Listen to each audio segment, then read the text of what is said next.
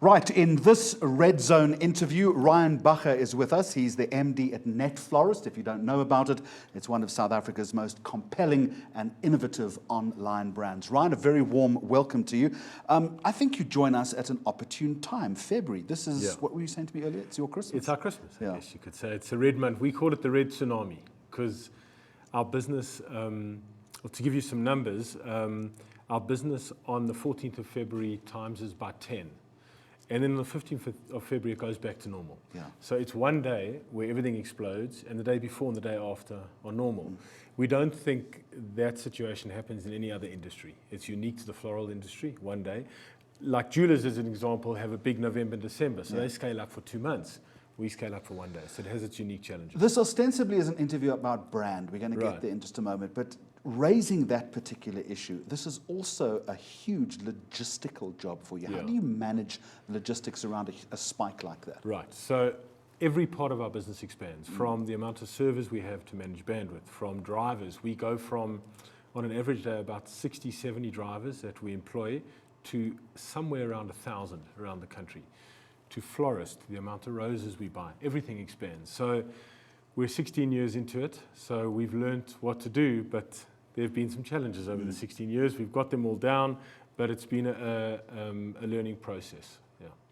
Remind us about the brand imperative, if you can. What's your core purpose here? What are you trying to achieve?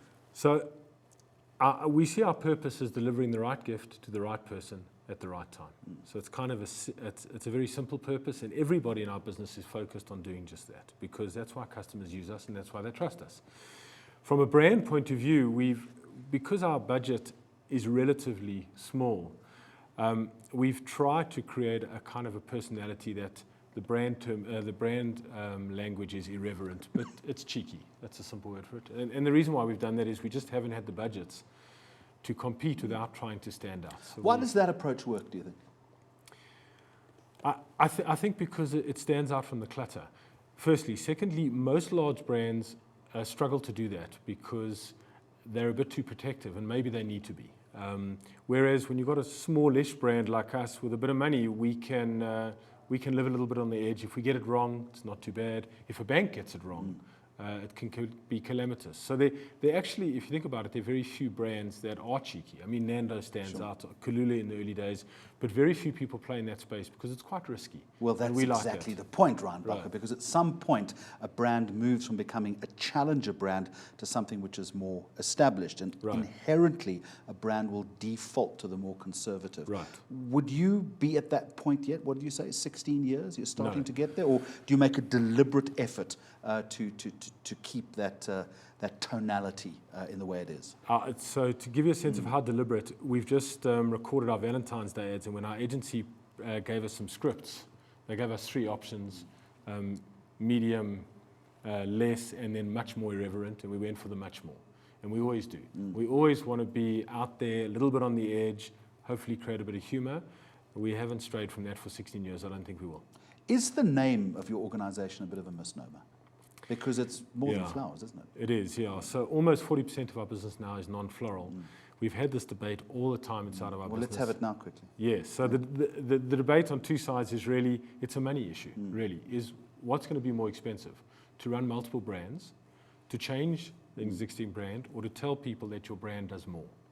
So we've decided it's going to be cheaper for us financially to tell people that Netflorist does more than just flowers versus trying to change a brand or run multiple brands. But it's a debate. It's an interesting debate, but you also have something called brand equity, and that in itself has an inherent value, doesn't it? It does. If we'd gone back to the beginning, maybe we would have chosen a name that was more kind of inclusive, but we live with what we have.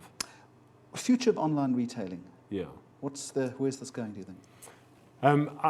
I think it's going to be an interesting few years, because I think that a big challenge for online retailing has been delivery, the last mile. It's been a real big challenge. For us, it isn't. We own our own fleet, so it's not a challenge we have. But for many companies, it is. And I think the likes of these ride-sharing brands, Uber and the like, are going to make that much easier. So I think that Uber at the end of the year and others are going to turn on where you can deliver something, not a person, well, we've but seen a parcel. Uber Eats already, haven't we? Right, and Uber's going to come out with delivering a parcel. Once they do that, it's It's going to be very interesting for smaller businesses because that problem will go away. You'll be able to buy something from your local pharmacy and they'll be able to deliver it to you in 15 minutes and it'll cost you $10 because you live nearby. So I think that's going to enable a lot of e-commerce. I'm very excited about that. It doesn't help our business because we've got the logistics, but I think that's going to grow e-commerce. Good luck for the 14th. Thank you. Ryan Bacher from Netflorist, thank you. Thank you.